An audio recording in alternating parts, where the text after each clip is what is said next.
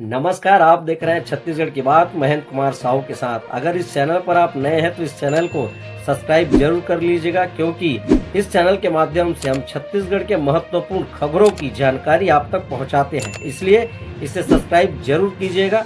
आइए वीडियो शुरू करते हैं। नमस्कार, आप देख रहे हैं छत्तीसगढ़ की बात महेंद्र कुमार साहू के साथ। छत्तीसगढ़ में लोकसभा चुनाव के लिए 7 मई को मतदान खत्म हो चुका है। जी हाँ, इसके बाद विधानसभा उपचुनाव को लेकर चर्चाएं शुरू हो गई हैं। दरअसल छत्तीसगढ़ में लोकसभा चुनाव के लिए भाजपा ने एक तो कांग्रेस ने 3 मौजूदा विधायकों को चुनाव मैदान में उतारा है। इसमें भाजपा ने रायपुर दक्षिण के विधायक बृजमोहन अग्रवाल को रायपुर लोकसभा सीट, तो वहीं कांग्रेस ने पाटन विधायक भूपेश बघेल को राजनांदगांव, भिलाई नगर के विधायक देवेंद्र यादव को बिलासपुर और कोंटा विधायक कवासी लखमा को बस्तर से उम्मीदवार बनाया है। आइए सबसे पहले बात करते हैं रायपुर दक्षिण की।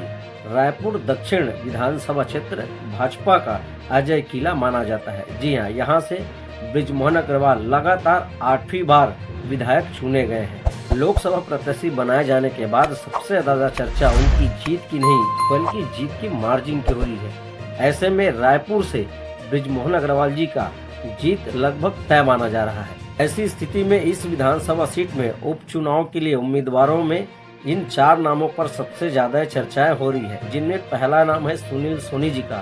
सुनील सोनी जी वर्तमान में रायपुर लोकसभा के सांसद हैं। पूर्व में वो रायपुर के महापौर रह चुके हैं। प्रबल दावेदार हैं, बृजमोहन अग्रवाल जी के करीबी माने जाते हैं। दूसरा नाम आता है सुभाष तिवारी जी का। वर्तमान में वे सीनियर पार्षद हैं, साथ ही बृजमोहन अग्रवाल जी के सियासी टीम के एक अहम हिस्सा उनको माना जाता है। साथ ही नाम आता है मृत्युंजय दुबे जी का। इसी दक्षिण शहर से वे 42 नंबर वार्ड के पार्षद हैं। लगातार 3 बार उन्होंने निर्दलीय पार्षद के रूप में यहां से चुनाव जीता है। अभी भाजपा के वे नेता हैं। चौथे नाम के रूप में मीनल चौबे का नाम चल रहा है। जी हाँ, जो नेता प्रतिपक्ष के रूप में नगर निगम रायपुर में अभी कार्य कर रहे हैं। वही कांग्रेस की बात करें तो रायपुर दक्षिण से दावेदारों की लंबी लाइन है। जी हाँ, जिसमें वर्तमान में मेयर एजाज ढेबर, पूर्व के मेयर प्रमोद दुबे, कन्हैया अग्रवाल, साथ ही सन्या अग्रवाल और युवा कांग्रेस के प्रदेश अध्यक्ष आकाश शर्मा का नाम चर्चा में शामिल है।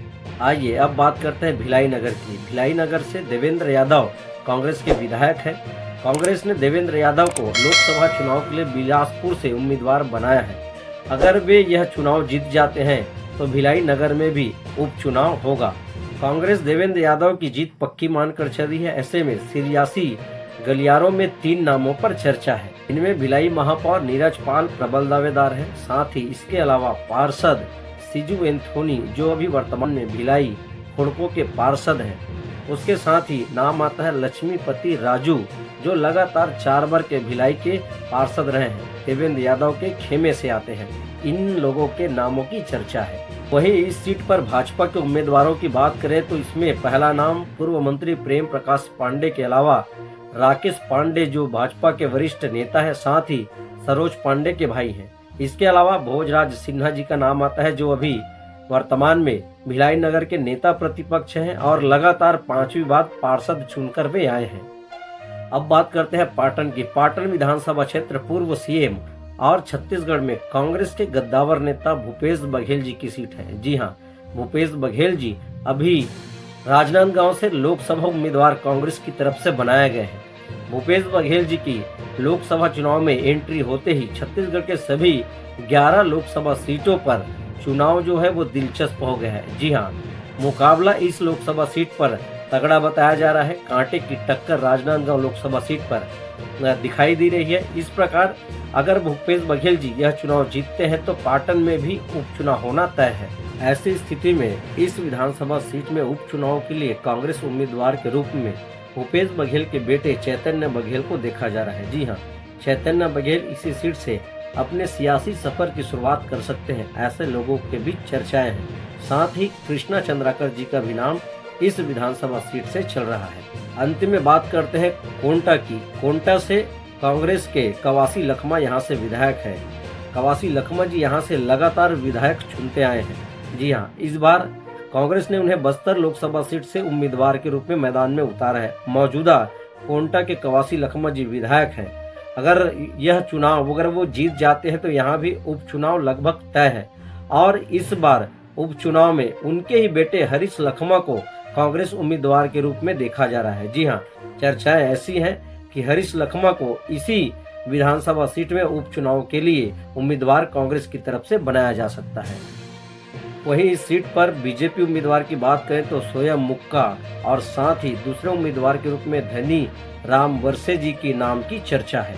इस प्रकार इस लोकसभा चुनाव में अगर ये चारों विधायक अगर जीत कर आते हैं तो इनके विधानसभा क्षेत्रों में उपचुनाव होना तय है और जिन लोगों के नामों में चर्चा है उनके बीच कंपटीशन भी तेज होगा। जी हाँ, ऐसे में छत्तीसगढ़ की राजनीति निश्चित तौर पर ही गहमा गहमी और चर्चाओं के गलियारों में नामों की गूंजागूंजी चलेगी।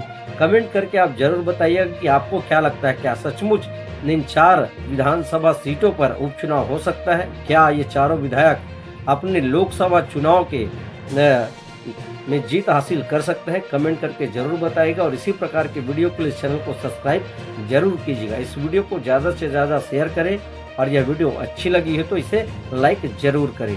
हमारे साथ अन्य खबरों के लिए देखते रहिएगा छत्तीसगढ़ की बात महेंद्र कुमार साहू के साथ। जय हिंद, जय छत्तीसगढ़।